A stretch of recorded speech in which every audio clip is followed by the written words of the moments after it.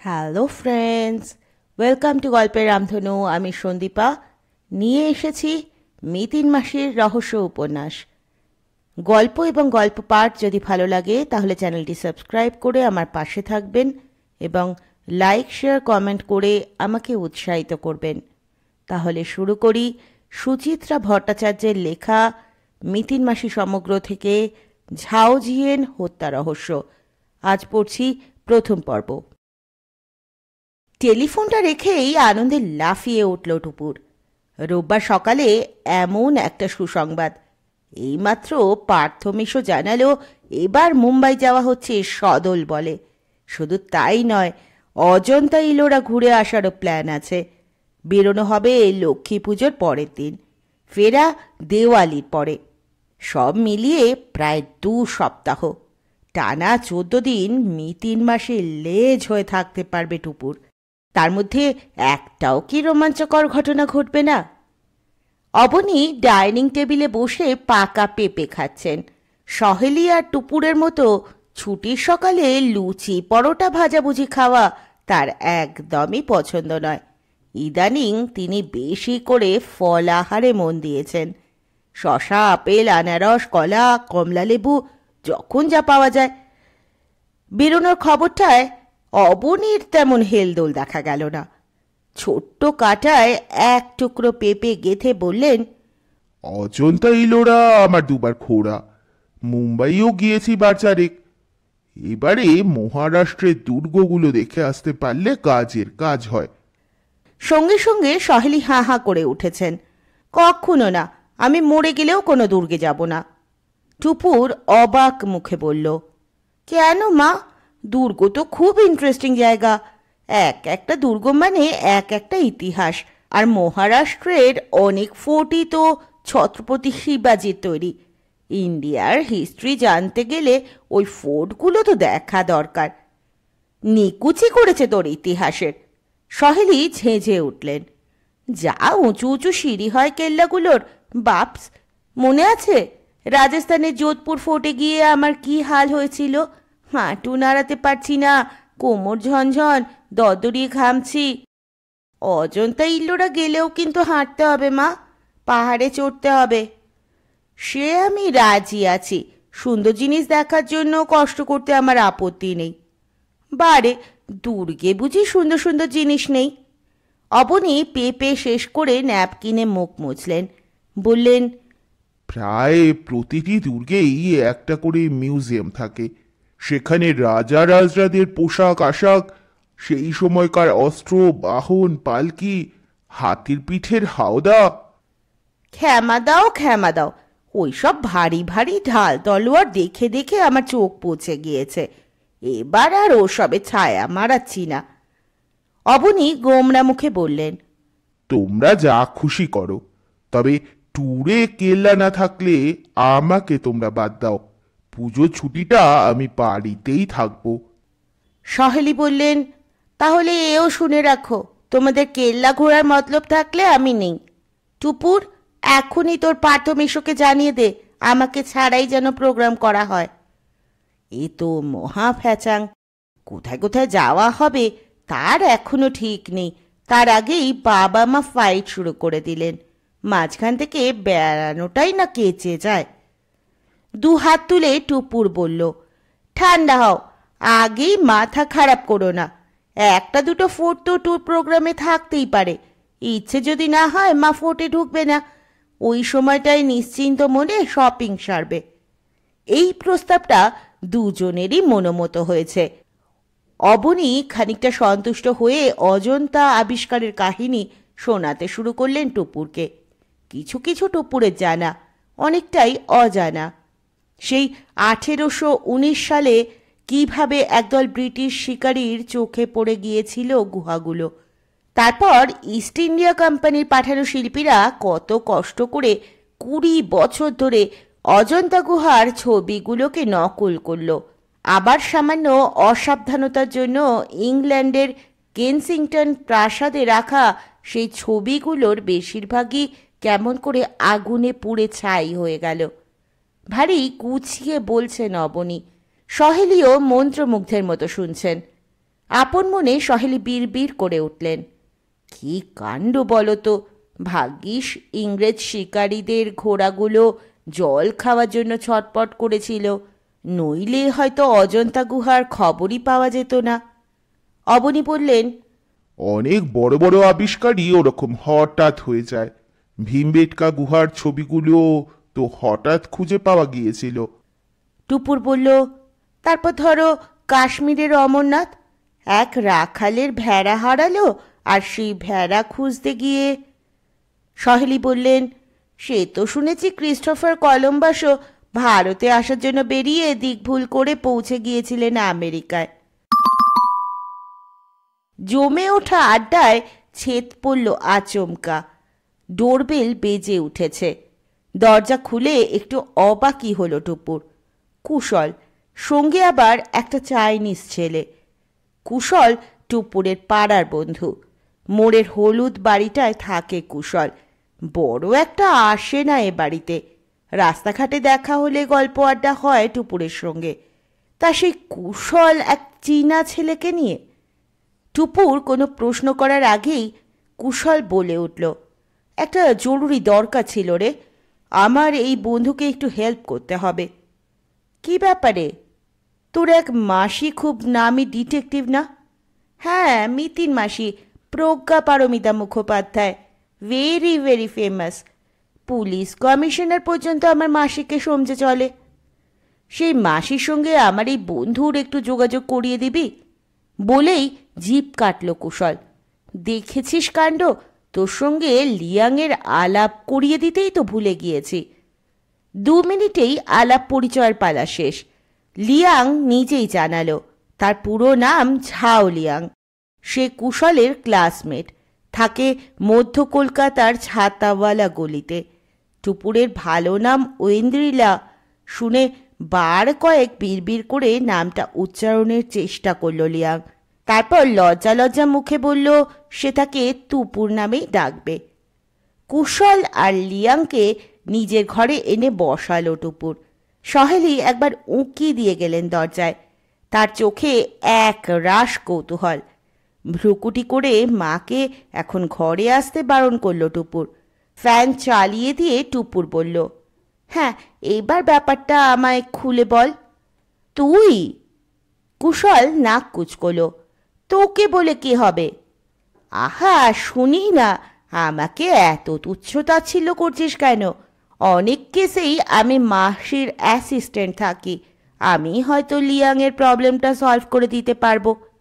কুশল হেসে ফেলল, কাজ ঝাঁকিয়ে বলল, অল রাইট, লিয়াং বল তাহলে। ছোটখাটো চেহারা লিয়াংয়ের চোখে কালো ফ্রেমে চশমা, সিনেমার হ্যারি পটারের স্টাইলে কাটা চুল, কবজিতে শোভা পাচ্ছে একটা কালো ব্যান্ড। চশমার কাচের আড়াল থেকে ছেলেটা সরু সরু চোখ দুটো পিট পিট করে উঠল। তারপরেই লিয়াং বলতে শুরু করেছে, লাস্ট উইকে আমার ফ্যামিলিতে একটা ঘটনা ঘটে গিয়েছে, আ ব্যাড ইনসিডেন্ট। আমার বউ, আই মিন আমার কাকা, একটা কার অ্যাক্সিডেন্টে মারা গিয়েছেন, কিন্তু আমাদের মনে হচ্ছে কাকাকে কেউ ইচ্ছে করে মেরে দিয়েছে। টুপুর নড়ে চড়ে বসল। কেন? এরকম মনে হচ্ছে কেন? কারণ আমার কাকা অত্যন্ত সাবধানী মানুষ ছিলেন, খুব দেখে শুনে রোড ক্রস করতেন। দুদিক ভালোভাবে না দেখে তিনি ফুটপাত থেকে নামতেনই না। আমরা তাই নিয়ে কত ঠাট্টা রসিকতাও করেছি। এমন একজন লোককে একটা গাড়ি কি করে ধাক্কা দিল কিছুতেই বুঝতে পারছি না। কোথায় হয়েছিল অ্যাক্সিডেন্টটা? জায়গাটাও খুব অড, সেই প্রিন্সেপ ঘাটের কাছে। কাকা যে ওখানে সন্ধেবেলা কেন গিয়েছিল সেটাও আমাদের মাথায় ঢুকছে না। কাকার বডিটাও পড়েছিল একেবারে ফুটপাতের গা ঘেঁষে। কোনো গাড়ি রাস্তার অতটা ধারে এসে কি করে যে তাকে চাপা দিল। লিয়াংয়ের কথায় প্রচুর ইংরাজি শব্দ আছে বটে, তবে তার বাংলাটাও মন্দ নয়। উচ্চারণে একটা বিচিত্র টান থাকলেও বুঝতে তেমন অসুবিধে হয় না। একটু থেমে থেমে লিয়াং ফের বলল, আরও একটা ব্যাপার, কাকার কাছে একটা জিনিস থাকার কথা ছিল, জিনিসটা কিন্তু ডেড বডির কাছাকাছি কোথাও পাওয়া যায়নি। কাকার মোবাইল ফোনটাও মিসিং, অথচ কাকার ঘড়ি, পার্স, টাকা কুড়ি কিচ্ছু খোয়া যায়নি। পার্সে 2,500 টাকা ছিল, টাকাটা নিল না, অথচ একটা পুরনো মোবাইল ফোন আর সেই জিনিসটা ভ্যানিশ হয়ে গেল। এটা কি খুব স্ট্রেঞ্জ নয়? সেই জন্যই আমাদের সন্দেহ সামওয়ান অথবা কোনো গ্যাং আমার কাকাকে মার্ডার করেছে। মার্ডার শব্দটা শুনে একটু কেঁপে উঠল টুপুর। অস্ফুটে জিজ্ঞেস করল, জিনিসটা কি জানতে পারি? সেটা তো আমরাও সঠিক জানি না, তবে কোনো শোপিস টোপিস ধরনের কিছু হবে, মানে কাকা আমাদের সেরকমই ইঙ্গিত দিয়েছিলেন। টুপুরের কেমন গুলিয়ে যাচ্ছিল। ঘটেছে কার অ্যাক্সিডেন্ট, অথচ লিয়াংয়ের মনে হচ্ছে খুন। একটা জিনিস লিয়াংয়ের কাকার কাছে থাকার কথা ছিল, কিন্তু জিনিসটা কি তাও লিয়াংরা জানে না, অর্থাৎ আসল ক্লুটাই নেই। কেসটা কি টুপুরের পক্ষে একটু বেশি জটিল হয়ে যাচ্ছে না? মুখে অবশ্য ঘাবড়ানো ভাবটা ফুটতে দিল না টুপুর। মাথা নেড়ে বলল, খুবই ইন্টারেস্টিং, তারাও মাসির সঙ্গে একবার কথা বলে আসি। ফোন করতেই ওপারে পার্থ মেশো। কিরে, বেড়ানোর নাম শুনেই লাভছাপ শুরু হয়ে গিয়েছে বুঝি? একটু ধৈর্য ধর, আগে টিকিট ফিকিট কাটি। টুপুর বলল, না গো, বেড়ানো নয়, অন্য ব্যাপার, একটু মিতিন মাসিকে ডেকে দেবে। সে কি এখন তোর সঙ্গে কথা বলবে? সকাল থেকেই যা ব্যস্ত। কেন? একটা জাল উইলের কেস সলভ করছে, এখন ফাইনাল স্টেজ। দরজা বন্ধ করে নিজের অফিস রুমে বসে মাথার চুল ছিঁড়ছে। ও, টুপুর সামান্য মিয়ে গেল। তাও যদি একটু কথা বলা যেত, এখানেও একটা বেশ মিস্টিরিয়াস কেস। তুইও আজকাল কেস ধরছিস নাকি? না গো, আমার এক বন্ধু এসেছে মিতিন মাসির খোঁজেই, একজন চীনা ভদ্রলোক। ওরে বাবা, চিনেম্যানদের কেস? তাহলে তো রহস্য ঘনীভূত। ধর, ডেকে দিচ্ছি। মিতিন মাসি ফোনে এলো বটে, কিন্তু যেন মন দিয়ে শুনছে না। তবু যেটুকু জেনেছে তার সবটুকুই উগরে দিল টুপুর, বেশ উত্তেজিতভাবে। টুপুর থামার পর মিতিন বলল, কিন্তু আমি তো এখনই ওদের মিট করতে পারবো না রে টুপুর। এখনও অন্তত 2-3 দিন আমাকে ছোটাছুটি করতে হবে। তাহলে ওদের কি বলবো 3 দিন পর তোমার সঙ্গে দেখা করতে? তা কেন, সময় গড়িয়ে যেতে দেওয়াটা ঠিক নয়। তুই বরং ডিটেলে শুনে নে, যদি কারোর সঙ্গে দেখা করার প্রয়োজন হয় ঘুরেও আয়, গিয়ে কথাবার্তা বল, তারপর দেখা যাক কি করা যায়। আমি একা একা?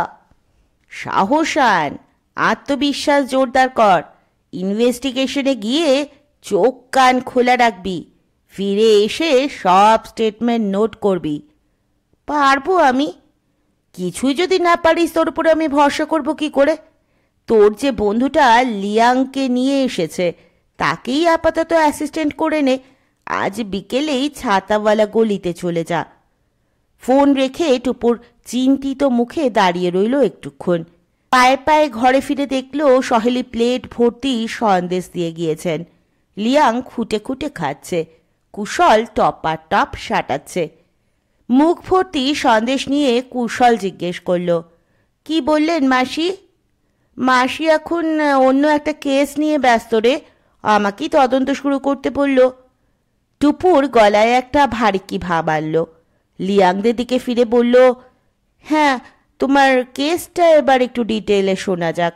আমি যা যা প্রশ্ন করব ঠিক ঠিক উত্তর দেবে, কিচ্ছু লুকোবে না, কেমন? লিয়াংয়ের চোখের পাতা আবার পিট পিট কেঁপে উঠল। ঢক করে ঘাড় নাড়ল শ্রীমান ঝাও লিয়াং। তোমার কাকার নাম কি লিয়াং? ঝিয়েন, আই মিন ঝাও ঝিয়েং। ঝাও আমাদের ফ্যামিলি নেম। মানে আমরা যাকে বলি পদবী? হ্যাঁ, অনেকটা তাই। আমাদের ফ্যামিলি নেমটা আসল নামের আগে থাকে। ও, তোমার কাকার বয়স কত হয়েছিল? 47। তোমার কাকিমা আছেন তো? কাকা বিয়ে করেননি, আমাদের জয়েন্ট ফ্যামিলি। কাকা আমাদের সঙ্গেই থাকতেন। টেরিটি বাজারে একটা চাইনিজ স্কুল আছে, অনেক বছরের পুরনো। কাকা ওখানেই পড়াতেন হিস্ট্রি। পড়াশোনা নিয়েই থাকতেন সারাদিন। কাকাকে বলতাম বুকওয়ার্ম। উনি আমাদের, মানে বাড়ির ছোটদের কি ভালো যে বাসতেন। কত কিছু কিনে আনতেন আমাদের জন্য। এই তো কদিন আগে আমার আর মেয়েলির জন্য হ্যারি পটারের সিডি নিয়ে এলেন। মেয়েলিকে? আমার বোন, ছোট বোন। She is in class 6। ও, মেয়েলি কাকার খুব পেট ছিল। ও এখনো খুব কান্নাকাটি করছে। ইনফ্যাক্ট কাকার ওভাবে মৃত্যুটা আমরা কেউই মেনে নিতে পারছি না। আমি, বাবা, মা। বলতে বলতে লিয়াংয়ের গলা ধরে এলো, নাক টানছে। টুপুর ডায়েরিতে নোট নিতে নিতে থমকালো, দেখছে লিয়াংকে। রাস্তায় চীনে ছেলে মেয়েদের দেখলে কেমন ভাবলেশহীন মনে হয়, কিন্তু মোটেই তো তা নয়। লিয়াং তো একেবারে টুপুরদের মতোই আবেগপ্রবণ। একটু সময় নিয়ে টুপুর আবার কলম ধরল। এবার তাহলে আমরা মেন টপিকে আসি। কুশালও আর চুপ থাকতে পারল না, বলল, হ্যাঁ, হেয়ালিটা স্পষ্ট হওয়া দরকার।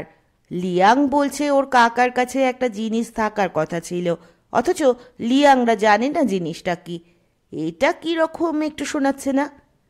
লিয়াং বলল, সত্যি জানি না রে, তবে কাকা বাড়িতে যা বলে বেরিয়েছিলেন সেই মতো কাকার কাছে জিনিসটা থাকার কথা।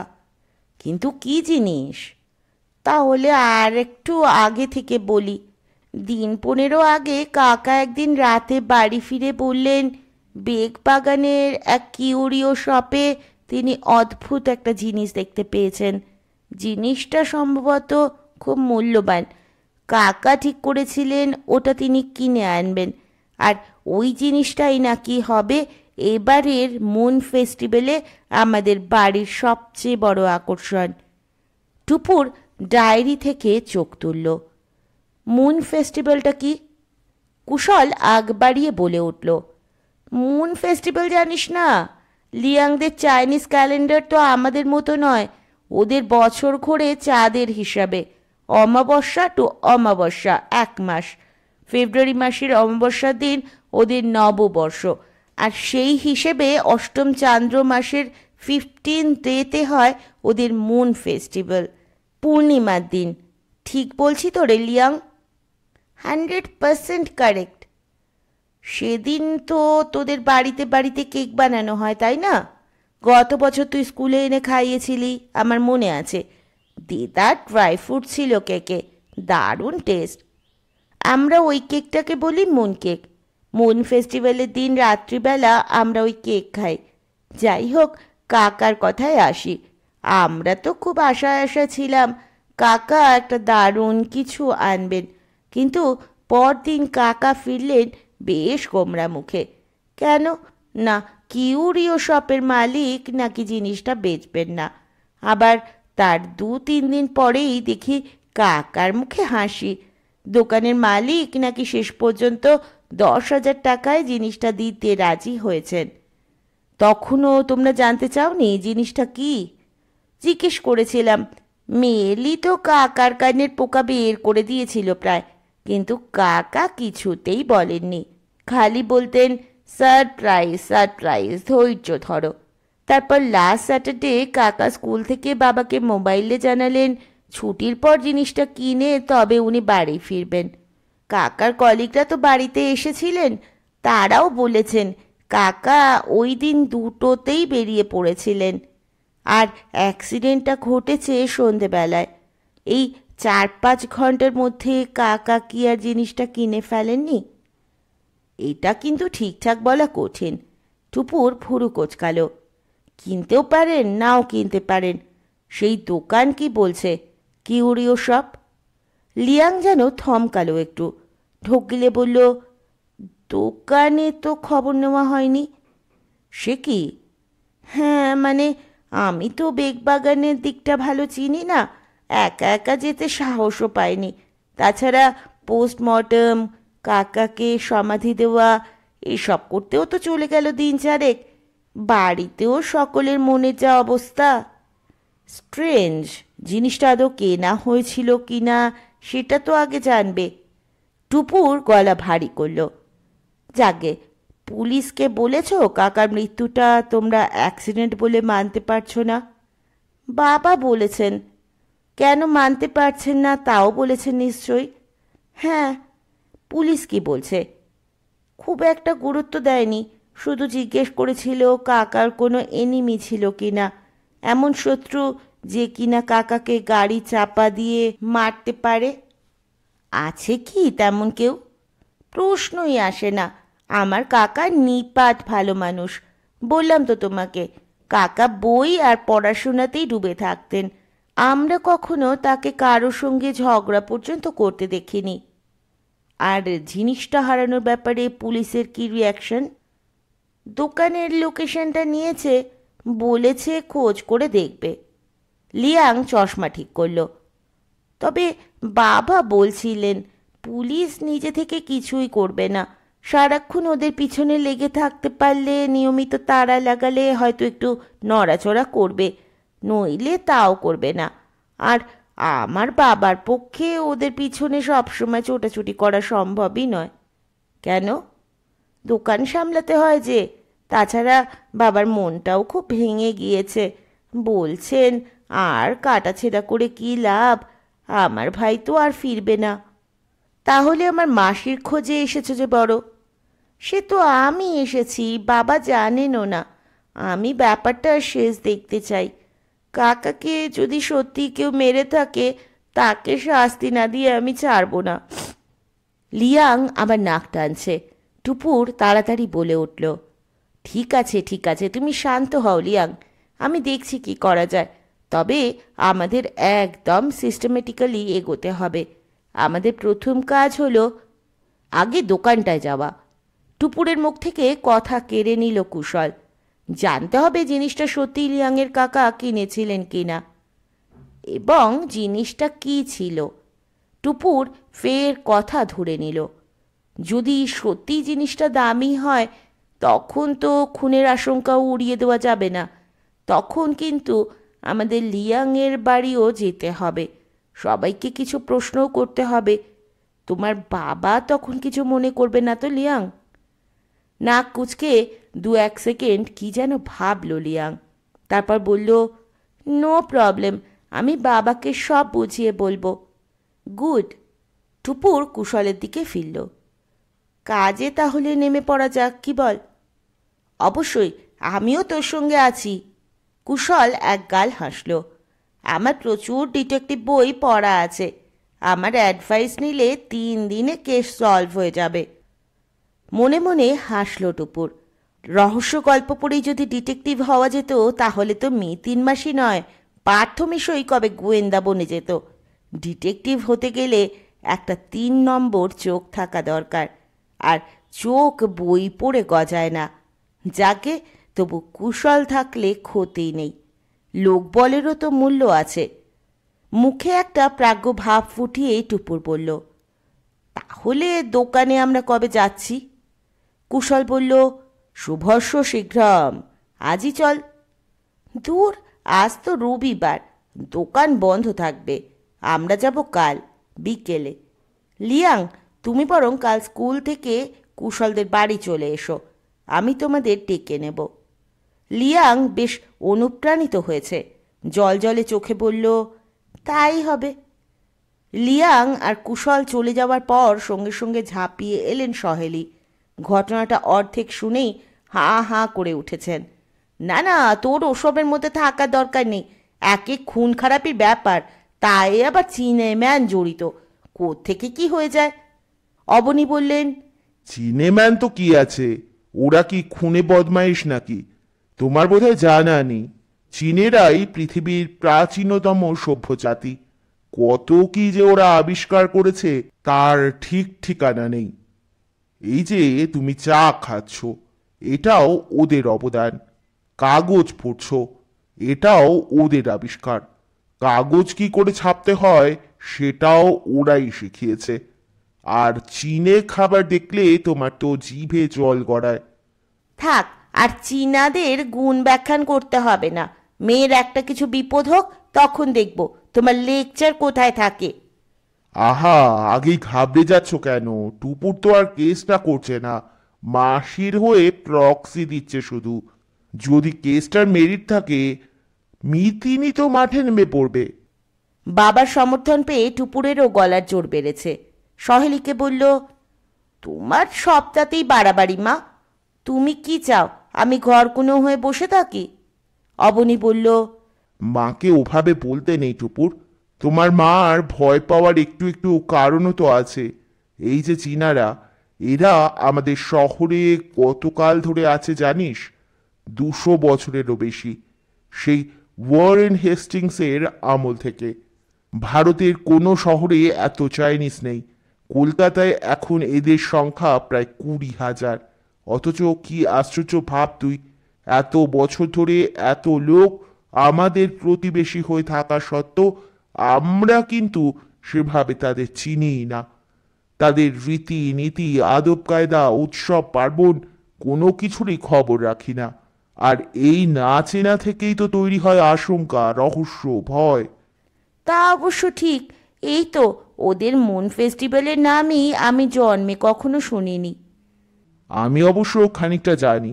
ওদের মুন ফেস্টিভ্যাল অনেকটা আমাদের নবান্নের মতো। ফসল কাটার পরে চীন দেশে এই উৎসবটা হতো, এখনো হয়। কলকাতা চীনারাও ট্র্যাডিশনটা বজায় রেখেছে। ওই তো চীনারা যে মুন কেক খায়, তাই নিয়েও একটা ইন্টারেস্টিং গল্প আছে। তাই নাকি? হ্যাঁ রে, চেঙ্গিস খাঁর নাতি কুবলাই খাঁ 13th সেঞ্চুরিতে চীন দখল করে নিয়েছিল। তখন ওখানকার সাধারণ লোকদের মনে একটা বিদ্রোহের ভাব জেগে ওঠে। এই মুন ফেস্টিভ্যালের দিনই প্রথম মুন কেক বানিয়ে তার মধ্যে কাগজ পুড়ে পুড়ে বিপ্লবীরা দেশময় খবর চালাচালি করেছিল। এখনো তাই চীনারা মুন কেককে বিপ্লবের প্রতীক হিসেবে মনে করে। বাহ, এটা তো একটা ভালো তথ্য যোগ হলো টুপুরের মগজের ভাঁড়ারে। লিয়াংয়ের সঙ্গে আলাপ পরিচয়টা বাড়লে চীনাদের সম্পর্কে আরও কিছু জানা যাবে নির্ঘাত। কিন্তু লিয়াংদের কেসটা কি? ঝোঁকের মাথায় দায়িত্ব তো নিয়ে ফেললো টুপুর, শেষ পর্যন্ত সামাল দিতে পারবে তো? ইস, কুশল আর লিয়ংয়ের চোখে সে হাসির খোরাক না হয়ে যায়। দোকানটা বেগবাগানের মোড়েই। নাম গ্র্যান্ড কিউরিও শপ। খুব একটা বড় নয়, তবে নানা রকম বাহারি জিনিসপত্রে ঠাসা। রয়েছে অজস্র ধরনের রঙিন চিনেমাটির পুতুল, পাথরের ছোটোখাটো মূর্তি, সাবেকি ফুলদানি, খুদে ঝাড়লণ্ঠন, সঙ্গে ফেনসুই আইটেমও রয়েছে বেশ কিছু। উইন্ড চাইম, লাফিং বুদ্ধা, লাভ বার্ডস। কাচের শোকেসের ওপারে দোকানে ঝোলানো স্ফটিকগুলো ঝকঝক করছে। বাইরে থেকে দোকানের ভিতরটা দেখছিল টুপুররা। ঢুকবে কি না ঢুকবে ইতস্তত করছিল তিন মূর্তি। দোকানে কোনো ক্রেতা নেই এখন। কাউন্টারে বসে আছেন এক মধ্যবয়সী মানুষ। মাথা নিচু করে লিখছেন কি যেন, সম্ভবত হিসেব টিসেব। টুপুর একটা বড়সড় শ্বাস ভরে নিল বুকে। কুশলকে বলল, আর দাঁড়িয়ে থেকে কি হবে, আয় কপাল ঠুকে ঢুকে পড়ি। তিন মূর্তি কাচের দরজা ঠেলতেই চোখ তুলেছেন ভদ্রলোক। হাসি হাসি মুখে বললেন, কি নেবে ভাই তোমরা? কুশল গলা ঝেড়ে বলল, আমরা একটু আপনার সঙ্গে কথা বলতে চাই। কি কথা? লিয়াংকে দেখিয়ে টুপুর বলল, আমাদের এই বন্ধুর কাকা আপনাদের দোকান থেকে একটা জিনিস কিনে নিয়ে গিয়েছিলেন পরশু শনিবারের আগের শনিবার। কি জিনিস? সেটা তো আমরা জানি না, মানে সেটা জানতেই আসা। 2-4 সেকেন্ড ফ্যালফ্যাল চোখে তাকিয়ে রইলেন ভদ্রলোক। তারপরেই হঠাৎ মুখভাব বদলে গিয়েছে। লিয়াংকে আপাদমস্তক জরিপ করে নিয়ে বললেন, তোমারই কাকা মারা গিয়েছেন বুঝি? লিয়াং মাথা নাড়ল। হ্যাঁ। পুলিশ তোমাদের কিছু জানায়নি? পুলিশ তো আমার দোকানে এসেছিল, তাদের তো আমি বলে দিয়েছি উনি কি কিনেছিলেন। এখনো থানা থেকে আমাদের কিছু বলেনি। ও, ভদ্রলোক একটুক্ষণ কি যেন ভেবে নিয়ে বললেন, তোমার কাকাকে আমি একটা ওয়াল হ্যাঙ্গিং বিক্রি করেছিলাম। টুপুর বলল, ওয়াল হ্যাঙ্গিংটা কীরকম ছিল যদি একটু বলেন। বড় সড়ো একটা ক্যালেন্ডারের মতো দেখতে, কাপড়ের, খুবই পুরনো, হলদেটে কাপড়ের ওপর কী সব আঁকা ঝোঁকা ছিল, আর চীনে ভাষায় লেখাও ছিল কিছু। কি লেখা ছিল সে আমি কি করে বলবো, আমি কি চীনে ভাষা পড়তে পারি? সত্যি বলতে কি, ওটা যে চাইনিজ লেখা তাও আমি জানতাম না। আমার ধারণা ছিল ওগুলো ছোট ছোট ছবি। ওই চীনা ভদ্রলোকই খুঁটিয়ে খুঁটিয়ে পড়ছিলেন, তাই দেখে আমি বুঝতে পারলাম। উনি কি আপনাকে বলেছিলেন কি লেখা আছে? না, শুধু বলেছিলেন ওটা খুব ইন্টারেস্টিং পিস, মনে হচ্ছে আমার রিসার্চের কাজে লাগবে। ও হ্যাঁ, আর একটা কথাও বলেছিলেন, ওয়াল হ্যাঙ্গিংটা কার যেন আঁকা, কি যেন নাম, মো মো দূর ছাই, নামটা মনে আসছে না। পুলিশকে বলতে পেরেছিলেন নামটা? হুম, শুধু ওই মোটুকুই মনে আছে। ও, যদি আপত্তি না থাকে তাহলে একটা প্রশ্ন করব। আমরা শুনেছি আপনি নাকি গোড়ায় ওটা বিক্রি করতে চাননি, কারণটা জানতে পারি? ভদ্রলোককে এবার বেশ গম্ভীর দেখালো। এ কথা কে বলল তোমাদের? লিয়াং বলল, আমার কাকাই বাড়িতে গল্প করেছিল। আবার কথা বলতে সামান্য সময় নিলেন ভদ্রলোক। সত্যি ওটা বেচার আমার ইচ্ছে ছিল না, অবশ্য কোনো স্পেসিফিক কারণ নেই, জাস্ট একটা প্রাচীন প্রাচীন লুক আছে বলে দোকানেই সাজিয়ে রেখেছিলাম। পরে তাহলে ডিসিশন বদল করলেন যে? ভদ্রলোক বারবার এসে চাইছিলেন, আমিও ভাবলাম যদি কাজে লাগে তো দিয়েই দিই। কুশল ফস করে বলে উঠল, তার জন্য আপনি 10,000 টাকা দরও হেঁকে বসলেন? তাতে তোমার কি হে? ভদ্রলোক এবার চটে গেলেন দুম করে। ঢেপমি করো না, বাচ্চা ছেলে বাচ্চা ছেলের মতো থাকো। জিনিসটা আমি 10,000-এ বেচেছি না 10 লাখে, তার হিসেব আমি তোমায় দেব কেন? যদি বলি জিনিসটা বিনা পয়সায় দিয়ে দিয়েছি, তাহলেও কি তোমার কিছু বলার আছে? আহা, আপনি রেগে যাচ্ছেন কেন আঙ্কেল? টুপুর তাড়াতাড়ি হাল ধরল। আমার বন্ধু খারাপ সেন্সে কিছু বলেনি, ও শুধু জানতে চাইছিল 10,000 টাকা দাম পেয়ে কি আপনি জিনিসটা বেচতে রাজি হলেন। আমি এই প্রশ্নের জবাব দেবই না।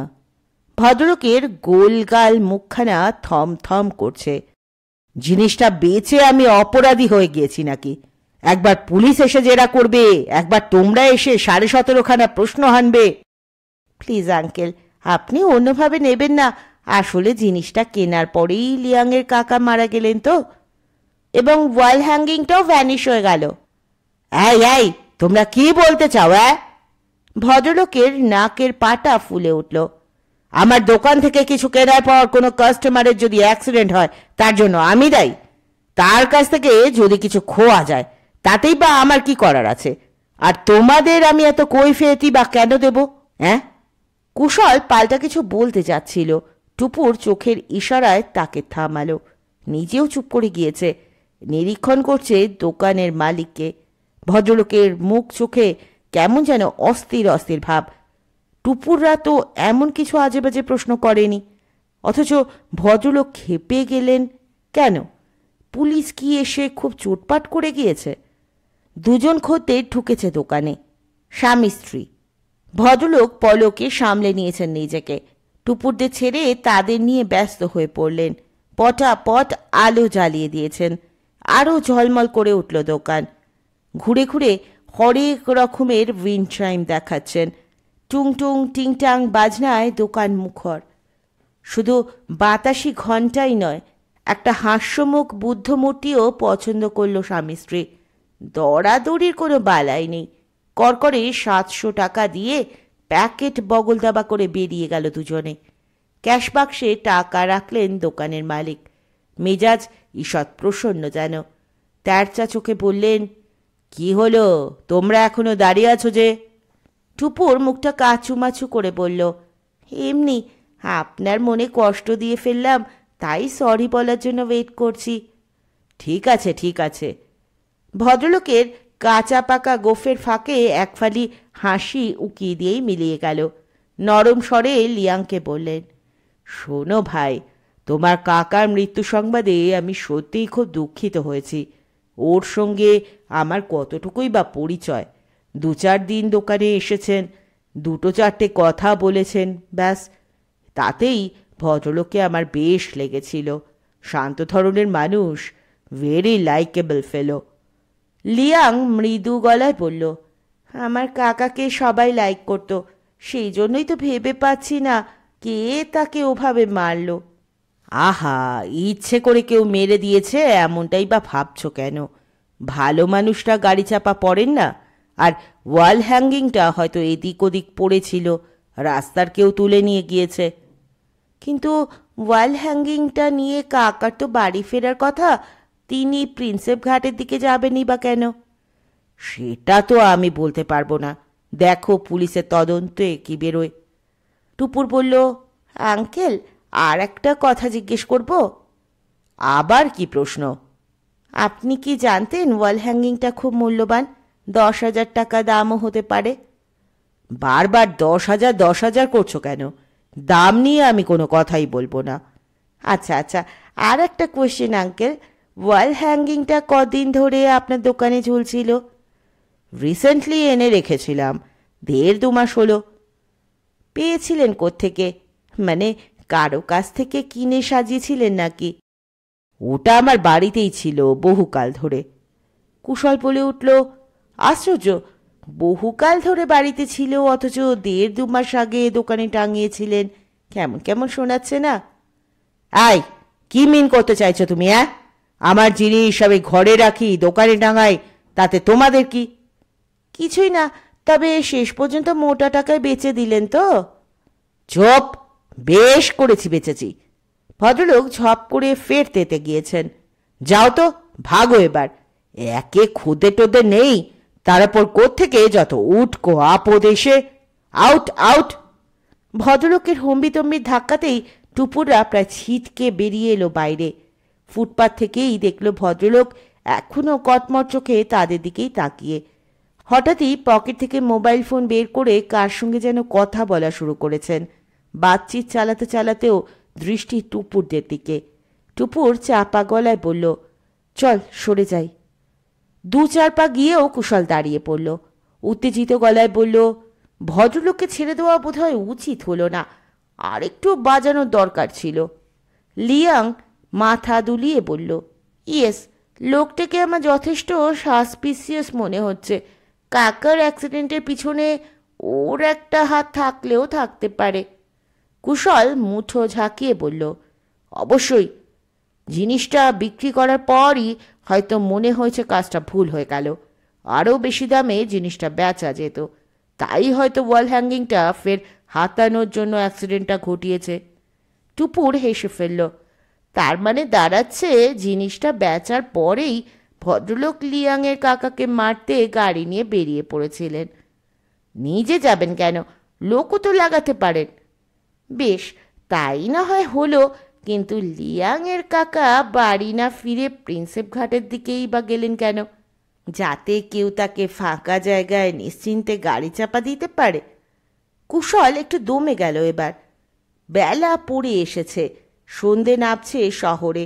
আনমনে একবার আকাশের দিকে তাকালো কুশল, তারপর ভুরু কুচকে বলল, তুই আমার আইডিয়াটাকে পাত্তা দিচ্ছিস না টুপুর। আমি কিন্তু এরকম একটা কেস পড়েছি। জুয়েলারির মালিক একটা হিরের নেকলেস বিক্রি করার পর নিজের কাস্টমারকে খুন করিয়ে গয়নাটা আবার নিয়ে নিচ্ছে। কেউ তাকে সন্দেহ করেনি, কিন্তু ডিটেকটিভ ঠিক ধরে ফেলেছিল। মনে রাখবি টুপুর, যাকেই তুই সন্দেহের তালিকার বাইরে রাখবি সেই কিন্তু সম্ভাব্য অপরাধী। বুঝলাম, কিন্তু প্রিন্সেপ ঘাটে যাওয়াটা? কারণটা খুঁজতে হবে, সেটাই তো ডিটেকটিভের কাজ। টুপুর আর তর্কে গেল না, তবে কিউরিও শপের মালিককেও একেবারে ঝেড়ে ফেলল না চিন্তা থেকে। আরও অনুসন্ধান দরকার। লিয়াং বলছে তার কাকা অজাতশত্রু। তাহলে তাকে কেউ মারবে কেন? ওই ওয়াল হ্যাঙ্গিংটাই কি একমাত্র কারণ? ভালো করে খতিয়ে না দেখে নিশ্চিত হওয়াটা কি বুদ্ধিমানের কাজ হবে? লিয়াংদের পরিবারের মধ্যেই কোনো গণ্ডগোল নেই তো? কোনো জ্ঞাতি শত্রুতা, সম্পত্তি টম্পত্তির জন্য কিংবা অন্য কিছু যা টুপুর এখনো জানে না? চিন্তিত স্বরে টুপুর বলল, মনে হচ্ছে একবার লিয়াংদের বাড়িতে যেতেই হবে। লিয়াং বলল, কবে যাবে বলো? দেখি, রাত্রিরে ফোন করে তোমায় জানিয়ে দেব। কুশল বলল, আমার কিন্তু এখনো মনে হচ্ছে ওই দোকানদার ভদ্রলোকই কোনো ফাউল প্লে করেছে। ভদ্রলোককে ভালো করে চেপে ধরতে পারলেই সত্যিটা বেরিয়ে আসবে। টুপুর অন্যমনস্কভাবে মাথা নাড়ল, দরকার হলে তাও করা যাবে। লালবাজার পার হয়ে বা ফুটপাথ ধরে সেন্ট্রাল অ্যাভিনিউর দিকে একটুখানি হাঁটলেই ছাতাওয়ালা গলি। লিয়াং রাস্তাটার মুখেই দাঁড়িয়েছিল। টুপুরদের দেখে হাত তুলল। হাই, তোমরা এত লেট করলে কেন? কুশল বলল, আর বলিস না, বাড়ি ফিরে স্কুল ইউনিফর্ম চেঞ্জ করে টুপুরকে ডাকতে গেলাম। টুপুরও রেডি হলো, তারপর বাস, ট্রাফিক জ্যাম। ওকে ওকে, তাড়াতাড়ি চলো, বাবা কিন্তু আর বেশিক্ষণ বাড়ি থাকবেন না। টুপুর জিজ্ঞেস করলো, দোকানে যাবেন বুঝি? হ্যাঁ, বাবা দুপুরে খেতে আসেন তো, তারপর একটু রেস্ট ফেস্ট নিয়ে বেরোন। মা ততক্ষণ দোকান সামলান। তোমাদের দোকানটা কিসের সেটা কিন্তু জানা হয়নি লিয়াং। সরি, আমারই বলা উচিত ছিল। লিয়াং হাঁটা শুরু করেছে। হাঁটতে হাঁটতে বলল, আমাদের লন্ড্রির বিজনেস, মিশন রোডে। বহুদিনের পুরনো ব্যবসা। আমার ঠাকুরদার বাবা স্টার্ট করেছিলেন। ওরে পাস, তার মানে 70-80 বছর আগেকার। হিসেব করলে দেখা যাবে তারও অনেক অনেক বছর আগেকার। আমাদের ফ্যামিলি বংশানুক্রমে এই বিজনেস করছে। কবে যে শুরু হয়েছিল বলা কঠিন। বাবার মুখে শুনেছি সাংহাইতেও নাকি আমাদের লন্ড্রি ছিল। কুশল অবাক মুখে বলল, তোরা সাংহাইয়ের লোক? আমার ধারণা ছিল কলকাতা চাইনিজরা সবাই বুঝি ক্যান্টন থেকে এসেছেন। না রে, আমাদের কমিউনিটিতে নানান জায়গার লোক আছে। কেউ এসেছে হাক্কা থেকে, কেউ বা হুপে। অবশ্য সংখ্যায় ক্যান্টনের লোকই বেশি। টুপুর বলল, আমি বোধহয় এই বিষয়ে একটু একটু জানি। কী রকম? এই যেমন ধরো, তোমরা চীনেরা অনেকেই এদেশে এসেও নিজের নিজের বিজনেসই বজায় রেখেছ। তোমাদের এক এক জায়গার লোকেরা এক একটা ব্যবসায় ওস্তাদ। যেমন ক্যান্টনিরা কাঠের কাজ করেন, কিংবা হোটেল রেস্টুরেন্ট চালান। আর যত চীনা ডেন্টিস্ট আছেন তারা সবাই এসেছিলেন হুপে থেকে। আর হাক্কারা মানে চীনে যাদের স্থায়ী বাসস্থান ছিল না, তারা করেন চামড়ার ব্যবসা। বাহ, তোমার জিকে তো দারুণ। লিয়াং মুগ্ধ হয়েছে। আমার অবশ্য লন্ড্রিতে বসার একটুও ইচ্ছে হয়নি। আমি টিচিং লাইনে যাব, আমার কাকার মতো। কথায় কথায় অনেকটা পথ চলে এসেছে টুপুররা। ছাতাওয়ালা গলি এঁকে বেঁকে চলেছে তো চলেছেই। রাস্তায় এখন বেশ চীনা মুখ দেখা যায়। মোটরসাইকেল হাঁকিয়ে ছুটে গেল দুই চীনা যুবক। হাতে টানা রিকশায় চড়ে চীনা গৃহিণী কেনাকাটা সেরে ফিরছেন। স্কুল ইউনিফর্ম পরা একদল চীনা মেয়ে কল কল করতে করতে চলে গেল পাশ দিয়ে। একটা দুটো স্টেশনারি দোকানও আলো করে বসে আছেন চীনে দোকানদার। অন্যান্য মানুষ দেখা গেলেও পাড়াটা যে চীনাদের বুঝতে অসুবিধে হয় না। মূল রাস্তা ছেড়ে একটা গলিতে ঢুকল লিয়াং। সেখান থেকে আর একটা সরু গলি। অবশেষে একখানা পুরনো বাড়ির সামনে এসে থেমেছে। ঘুরে দাঁড়িয়ে বলল, ওয়েলকাম টু আওয়ার প্লেস। একটু দেখে দেখে এসো, আমাদের এন্ট্রান্সটা কিন্তু অন্ধকার অন্ধকার। টুপুরের অবশ্য অত অন্ধকার লাগলো না। সে থাকে হাতি বাগানে। প্রচুর পুরনো বাড়ি তার দেখা।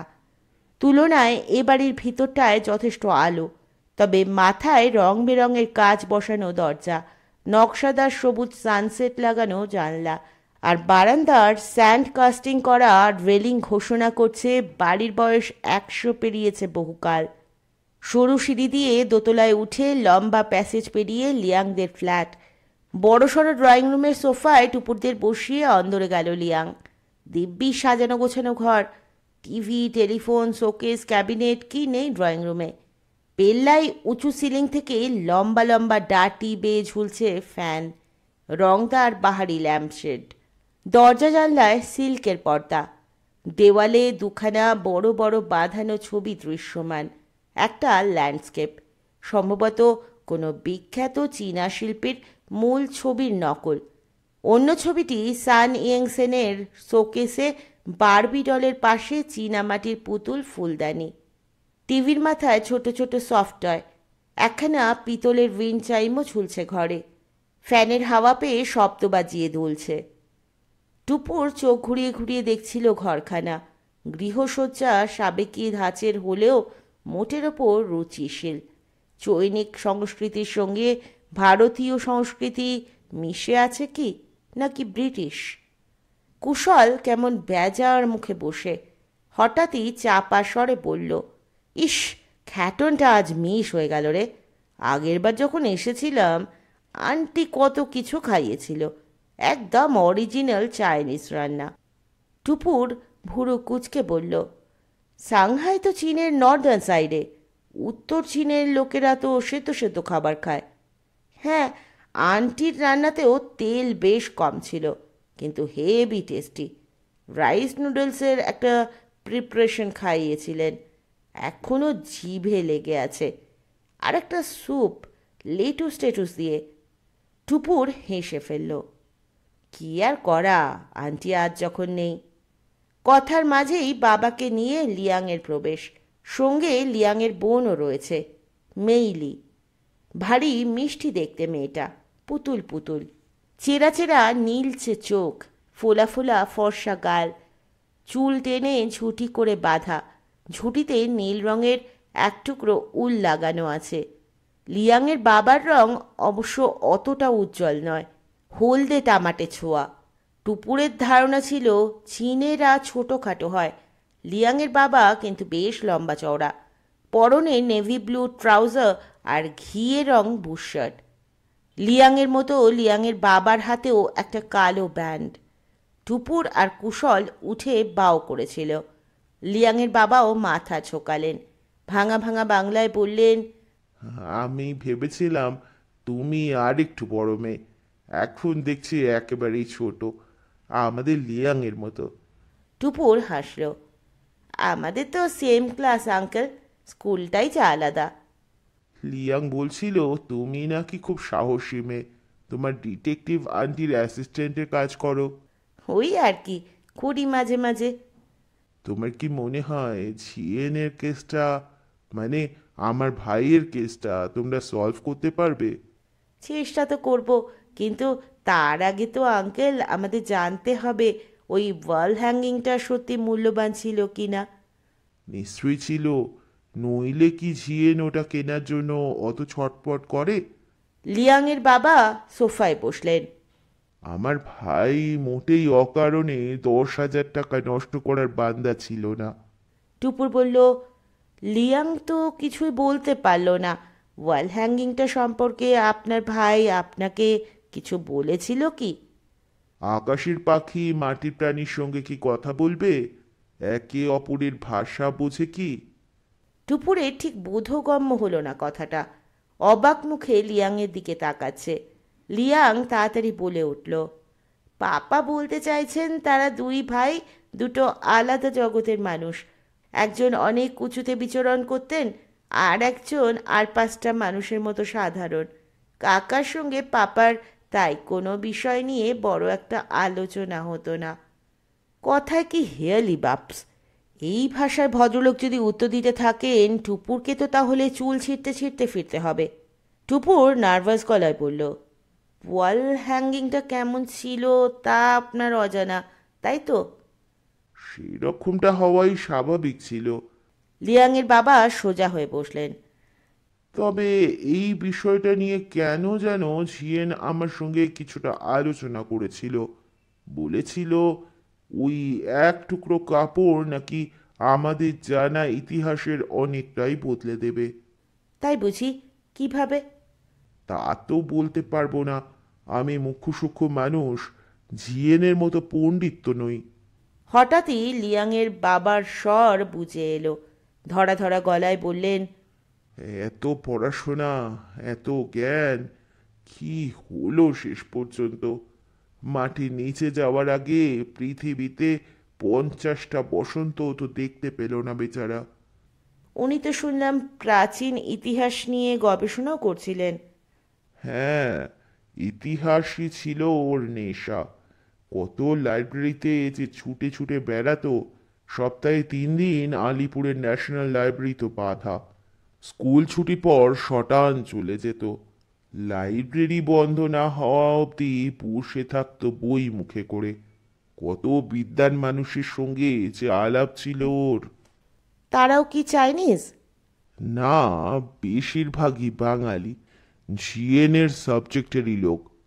তাদের 2-3 জনের সঙ্গে তো প্রায় রাতেই কথা বলতো টেলিফোনে। কুশল গলা ভারী করে জিজ্ঞেস করলো, আচ্ছা, আঙ্কেল জিএন কি তাদের কাছে ওয়াল হ্যাঙ্গিংটার গল্প করেছিলেন? কি জানি, বলতে পারবো না।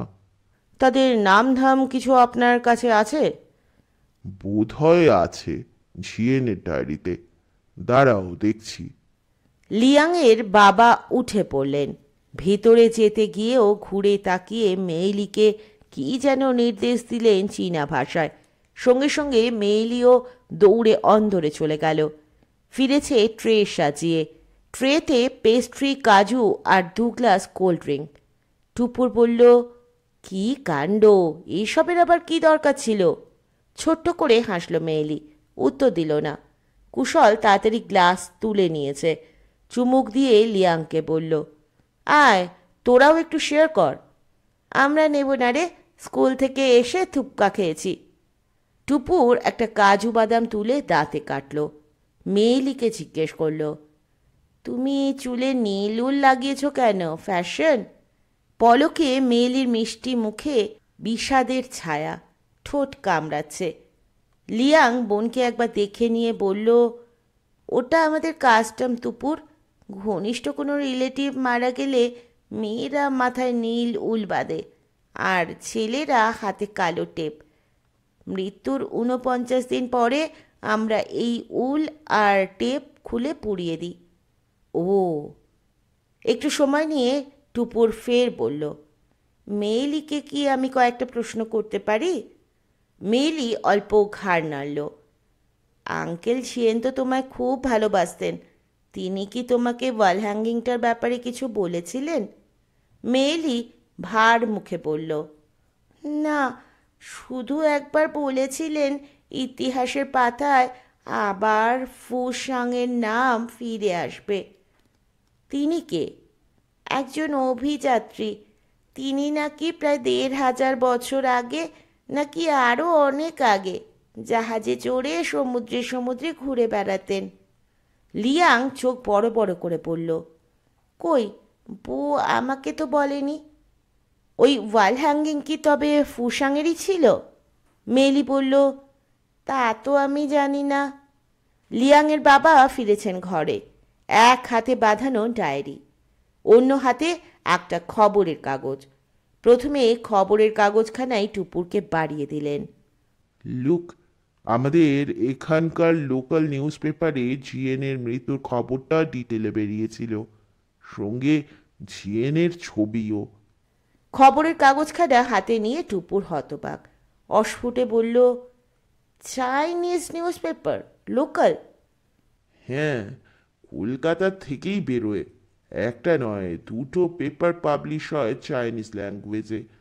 অন্যটাতেও জিএনের অবিচুয়ারি ছিল, কিন্তু ছবি নেই বলে আনলাম না। টুপুর আর কুশল একসঙ্গে ঝুঁকে দেখল ঝাও ঝিয়েনের ছবিটা। দেখে লিয়াংয়ের বাবা বলেও ভুল হতে পারে। একই রকম গোলগাল মুখ, চওড়া কপাল, ফোলা ফোলা চোখের পাতা। শুধু ভাইয়ের চোখে চশমা আছে, দাদার নেই। কাগজটাকে একটু উল্টে পাল্টে দেখে রেখে দিল টুপুর। লিয়াংয়ের বাবা ফের বসেছেন সোফায়। গর্বিত গলায় বললেন, আমাদের কমিউনিটিতে জিএনের খুব কদর ছিল। ওর এই সাডেন চলে যাওয়ায় কলকাতার গোটা চাইনিজ সমাজ বড় দুঃখ পেয়েছে। ওকে সমাধি দেওয়ার দিন, আই মিন লাস্ট থার্সডে, কত মানুষ যে এসেছিল। জিএনএ স্কুলও ছুটি ডিক্লেয়ার করেছিল সেদিন। লিয়াং বলল, বউয়ের ন্যাশনাল লাইব্রেরির বন্ধুরাও এসেছিলেন। দুজন। লিয়াংয়ের বাবা ডায়েরি খুললেন।